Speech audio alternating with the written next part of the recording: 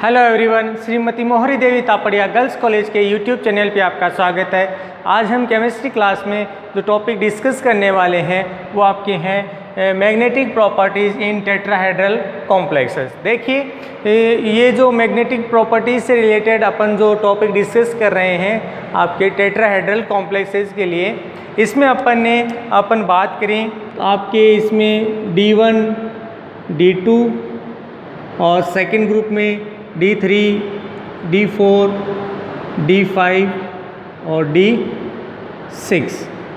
यहाँ तक के जो आपके बात करें कि जो कॉन्फ़िगरेशन है उससे रिलेटेड अपन ने सारी बातें हैं वो डिस्कशन कर चुके थे कि इनमें किस तरह से जो अलग अलग फील्ड हैं वो इसको इफ़ेक्ट करता है, मतलब स्ट्रॉन्ग फील्ड इसको किस तरह से इफ़ेक्ट करेगा, वीक फील्ड है वो किस तरह से इफ़ेक्ट करेगा। साथ में अपन ने यहाँ पर बात की थी कि इसमें किस तरह से जो मैग्नेटिक प्रॉपर्टीज़ हैं वो शो की जाती हैं कि कौन सा पदार्थ आपके अनुचुंबकीय होगा, कौन सा पदार्थ प्रतिचुंबकीय होगा, उसका यहाँ अपन ने अध्ययन किया था। अब देखिए आज अपन जो इसमें बात करने वाले हैं, जो कॉन्फ़िगरेशन अपन देखने वाले हैं उसमें अपन यहाँ पर बात करें तो आज अपना जो कॉन्फ़िगरेशन इसमें रहेगा जनरली आपके D7, D8, D9 and D10 configuration. देखिए अपन इस वीडियो के अंदर ये जो कॉन्फ़िगरेशन की अपन बात करेंगे तो जनरली देखिए सबसे पहले अपने को यहाँ पर क्या देखना है कि जनरली इनमें इलेक्ट्रॉन डिस्ट्रीब्यूशन किस तरह से होता है, इनके लिए इलेक्ट्रॉनिक विन्यास क्या होगा वो अपन डिस्कशन इसमें करेंगे। तो सबसे पहले मैं इसको आपके दो भागों में इसको डिवाइड कर देता हूँ। एक तो आपके जो ऑर्बिटल हैं वो इसमें T2 के रूप में और एक आपका E के रूप में, और यहाँ इसमें इस तरह से आपका क्या हो जाएगा, ऑर्बिटल डिवाइड हो जाएगा। ये जनरली मैं आपके इसमें D7 के लिए बना रहा हूँ। अब देखिए अपन यहाँ पर बात करें कि इनमें जब इलेक्ट्रॉन का डिस्ट्रीब्यूशन होता है तो क्या बताया गया है कि D7 के लिए अपन इलेक्ट्रॉनिक विन्यास लिखें, क्योंकि जनरली नीचे वाले तो पूर्ण भर जाते हैं। ऊपर वाले में बात करें तो यहाँ पर आपको इस तरह का डिस्ट्रीब्यूशन है इलेक्ट्रॉन का देखने को मिलता है, मतलब इलेक्ट्रॉन नीचे वाले पूर्ण भरे हुए और ऊपर वाले अनपेड कंडीशन के अंदर रहते हैं।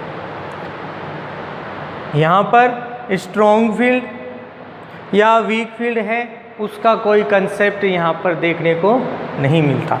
मतलब क्या है कि मान लो इलेक्ट्रॉन का डिस्ट्रीब्यूशन हो रहा है, यहाँ पर उच्च ऊर्जा और निम्न ऊर्जा उसका कोई यहाँ पर क्या कहें कि कोई आपको कंपैरेटिवली कोई नॉलेज यहाँ पर देखने को नहीं मिलता। क्योंकि सबसे पहली बात कि यहाँ पर आपके जनरली ये कौन से हैं, हायर एनर्जी वाले ऑर्बिटल हैं। तो अब इनमें जो इलेक्ट्रॉन डिस्ट्रीब्यूट होता है इनमें क्या है, स्ट्रॉन्ग फील्ड का कोई आपके यहाँ पर प्रभाव या कह दें इफेक्ट नहीं देखने को मिलता। तो इसमें आपके इस तरह से जो D7 है उसके लिए इलेक्ट्रॉनिक कॉन्फ़िगरेशन देखने को मिलता है। नेक्स्ट बात करें यहाँ पर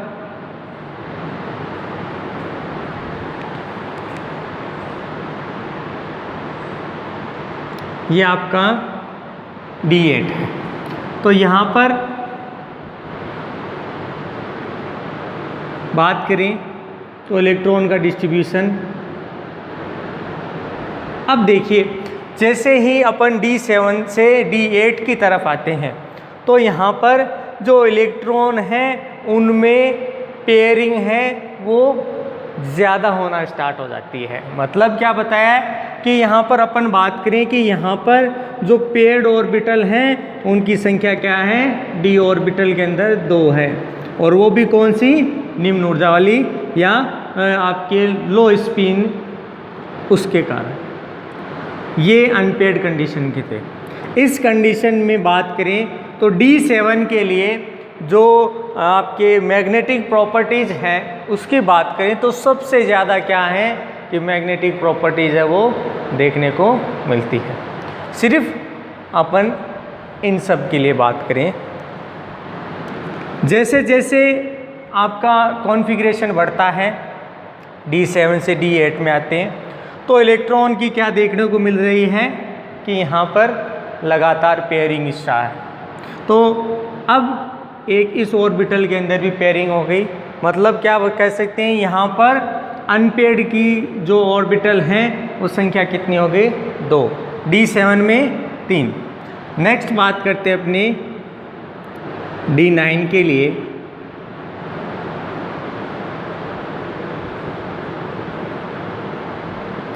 D9 के लिए बात करें तो इलेक्ट्रॉन का डिस्ट्रीब्यूशन तो देखने को मिल रहा है, लेकिन लगातार क्या देख रहे हैं कि अब D7 अनपेयर्ड थे, वापिस पेयर्ड होना स्टार्ट हुए, मतलब अनपेयर्ड की संख्या ऑर्बिटल की यहाँ पर लगातार कम हो रही है।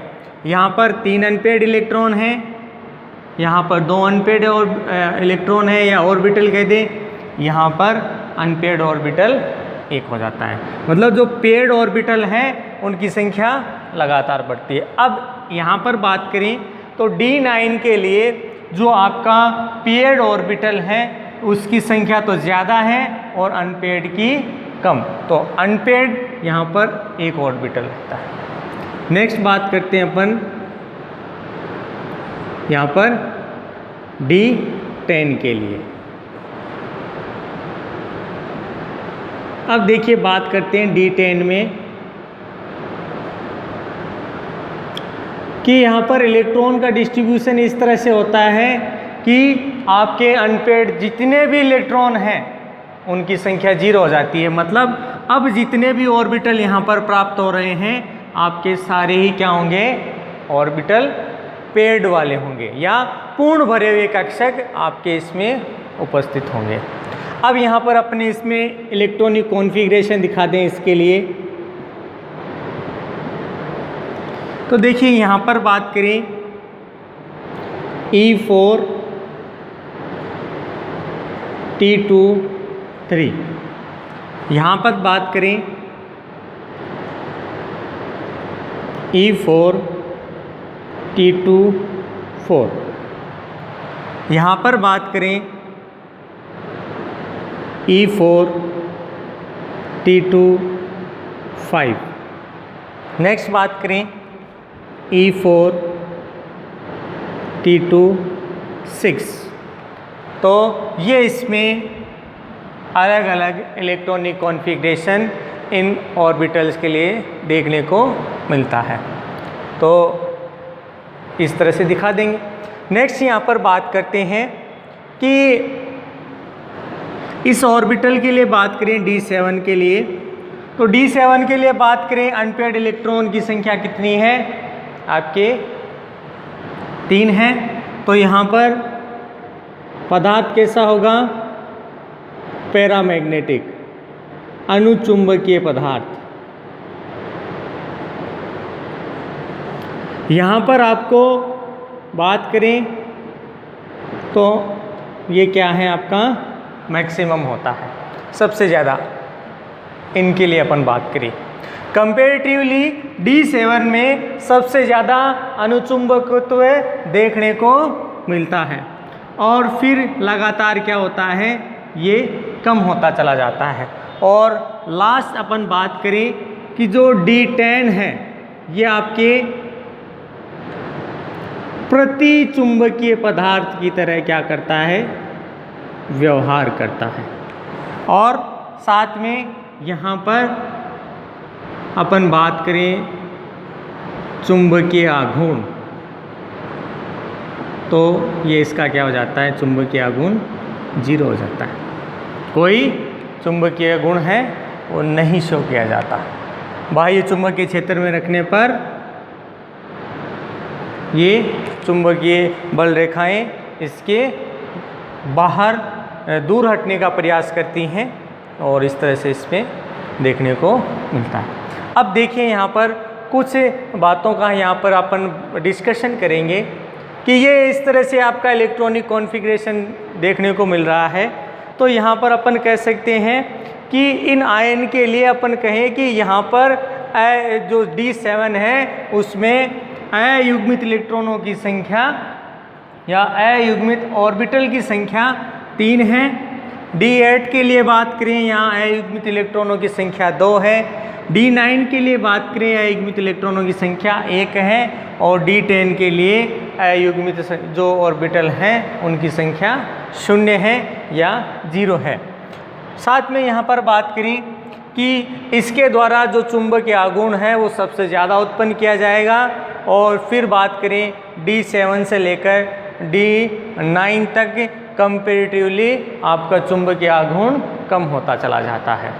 फिर बात करें D10 के लिए, सामान्यतः D10 है वो प्रति चुंबकीय पदार्थ की तरह यहाँ पर व्यवहार करता है और उसका चुंबकीय आघूर्ण 0 होता है। ये तो इसके लिए मुख्य बात होगी कि भी इसमें इस तरह से आपका इसमें कॉम्प्लेक्स फॉर्मेशन के अंदर इस तरह से देखने को मिलेगा। यहाँ पर आपको एक चीज़ ध्यान में रखनी है, यहाँ पर आपको जो दुर्बल क्षेत्र कह दें या प्रबल क्षेत्र है उसका यहाँ पर कोई विशेष योगदान नहीं होता, या यूँ कह दें उसका कोई विशेष प्रभाव यहाँ पर आपको देखने को नहीं मिलेगा। इसके अलावा अपन यहाँ पर बात करें तो जनरली ये तो आपने देख लिया कि भी इस तरह से इसमें कॉन्फ़िगरेशन होगा, ऑर्बिटल के अंदर इस तरह से इलेक्ट्रॉनिक कॉन्फ़िगरेशन होगा, जो पदार्थ है वो इस तरह से व्यवहार करेंगे और इसमें इस तरह से ये पाए जाएंगे।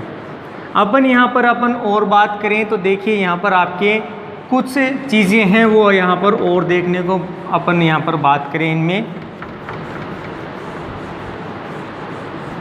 अब यहाँ पर अपन D1 से लेकर जो D10 है यहाँ तक अपन रिलेटेड अपन यहाँ पर कुछ बातें कहेंगे। क्या कि सबसे पहली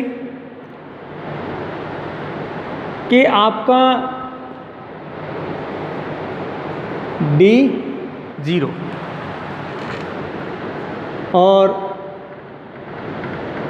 स्ट्रॉन्ग फील्ड D4 और लास्ट आपका D10 जो कॉन्फ़िगरेशन कॉम्प्लेक्स रखता है, इसके लिए आपका जो चुंबकीय आघूर्ण है वो क्या होता है, 0 होता है। मतलब अपन कह सकते हैं ये क्या है, आपके डाईमैग्नेटिक मटेरियल कह दें, कॉम्प्लेक्स कह सकते हैं कि यहाँ पर इनके द्वारा जितने भी कॉम्प्लेक्स बनाए जाएंगे उनकी कैसी प्रकृति होगी, डाईमैग्नेटिक नेचर है वो इनके द्वारा शो की जाएगी। अब देखिए ये चीज़ अपन ने बात की तो साथ में अपने को ये भी पता होना चाहिए कि भाई ऐसा इसमें क्यों है, क्यों यहाँ पर बात करें तो जो इलेक्ट्रॉनिक कॉन्फ़िगरेशन है वो E4 T2 0 पाया जाता है। यहाँ पर बात करें इलेक्ट्रॉनिक कॉन्फ़िगरेशन E4 T2 6, इसके लिए अपन बात करें तो ये भी 0 और ये भी 0 पाया जाता है। तो यहाँ पर अपन बात करें तो इसमें इस तरह से इलेक्ट्रॉनिक कॉन्फ़िगरेशन इसके द्वारा बनाया जाएगा। और बाकी जितने भी आपके ऑर्बिटल्स होंगे जिनके अंदर आपका सारे कह दें D1 से लेकर D9 तक, ठीक है, जिसमें अपने इसको शामिल नहीं किया है, बाकी जितने भी हैं सब क्या हैं, आपके पैरामैग्नेटिक नेचर वाले हैं। कैसे हैं, अनुचुंबकीय पदार्थ की तरह वो सब क्या करेंगे, व्यवहार करेंगे। और यहाँ पर अपन जैसे अपने इनके लिए बात की है, कुछ ऐसे पदार्थ आपके ऑर्बिटल के लिए बात करेंगे जैसे अपन बात करें यहाँ पर कि आपका जो D5 वीक फील्ड कॉम्प्लेक्स ये हो, कैसा? D5 कॉन्फ़िगरेशन वाला वीक फील्ड कॉम्प्लेक्सेस हो, इसके लिए आपका जो चुंबकीय आघूर्ण है, मैग्नेटिक मोमेंटम है, ये क्या होता है? आपके मैक्सिमम होता है, मतलब सबसे ज़्यादा है आपको ये इसमें देखने को मिलेगा। ध्यान रखना है कि इसकी प्रेजेंस है आपके वीक फील्ड लिगेंड कॉम्प्लेक्स के प्रेजेंस की वजह से यहाँ पर जो म्यू है वो मैक्सिमम देखने को मिलता है। और लगभग अपन यहाँ पर एक टिपिकल मान लिखें तो ये आपका 5.92 जो BM बोर मैग्नेटॉन है, ये इतनी मात्रा के अंदर आपके प्राप्त होता है। मतलब मैक्सिमम चुंबकीय आघूर्ण आपका यहाँ पर शो किया जाता है। मतलब ये जो पदार्थ होंगे इनके अंदर सबसे ज़्यादा आपके बाह्य चुंबकीय क्षेत्र में रखने पर चुंबकीय बल रेखाओं इनके अंदर से क्या होंगी? पास होंगी या इनसे अंदर से गुजरेंगी। साथ में यहाँ पर बात करें भी इस तरह से आपका कौन सा कॉम्प्लेक्स आपके शो करेगा, तो अपने यहाँ पर सबसे पहले बात करें कि इस तरह का कॉन्फ़िगरेशन आपके कौन रखेगा। तो एक तो बात कर लें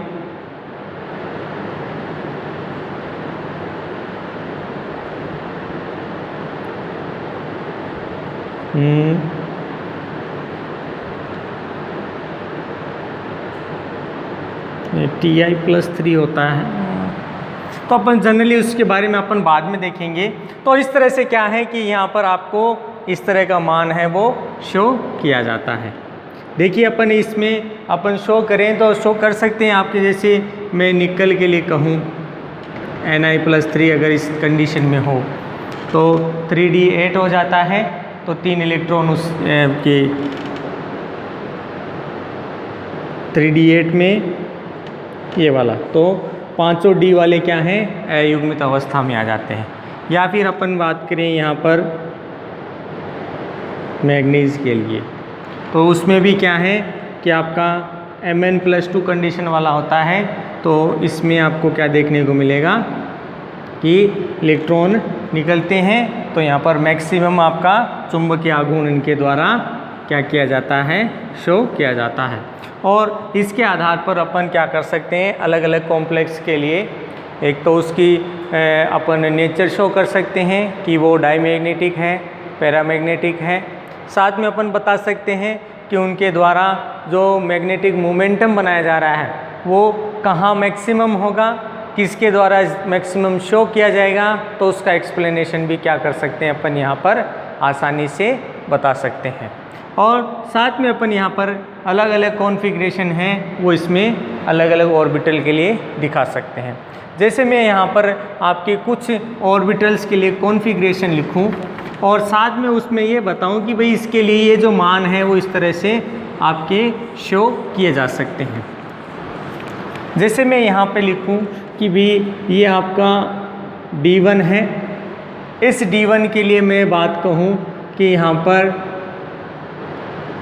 जो अनपेड ऑर्बिटल है जहाँ पे आपका पेड है, तो यहाँ पर D1 है तो ये क्या है? अनपेड है, तो यहाँ पर अपन कह देंगे 1 अनपेड और ये आपका 0। D2 के लिए, D3 के लिए। अब देखिए यहाँ पर आते ही आपको अपन अगर टेट्राहेड्रल कॉम्प्लेक्स पढ़ रहे हैं तब आपको खास ध्यान रखना है कि अगर स्ट्रॉन्ग फील्ड लगाया है तो यहाँ पर अनपेड 1 और पेड है 1। साथ में बात करें इसका दूसरा कॉन्फ़िगरेशन अपन इस तरह से भी लिख सकते हैं, अगर यहाँ पर आपका वीक फील्ड है तो यहाँ पर अनपेड 3 और यहाँ पर 0 हो जाता है।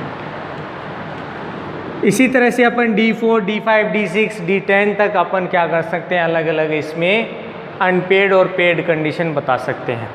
अब ध्यान रखना है, अगर पेड कंडीशन यहाँ पर होती है तो इनके द्वारा जनरली पाई बॉन्ड का फॉर्मेशन आपको देखने को मिलेगा कि यहाँ पर पाई बंद है वो इसमें बनाया जाएगा, या अपन यूँ कह सकते हैं कि यहाँ पर एकांकी युग्म का इसके द्वारा निर्माण किया जाएगा और वो क्या करेगा, आपके मुख्य स्ट्रक्चर जो कॉम्प्लेक्स की बनाई जा रही हैं उसको क्या करेगा, डिस्टॉर्टेड करेगा। तो डियर स्टूडेंट, होप यू आपको वीडियो पसंद आया होगा। इस वीडियो को ज़्यादा से ज़्यादा लाइक करें, शेयर करें और इस वीडियो से रिलेटेड जो कोई भी प्रॉब्लम है वो अपने ग्रुप में डिस्कशन करें। इस वीडियो को देखने के लिए धन्यवाद।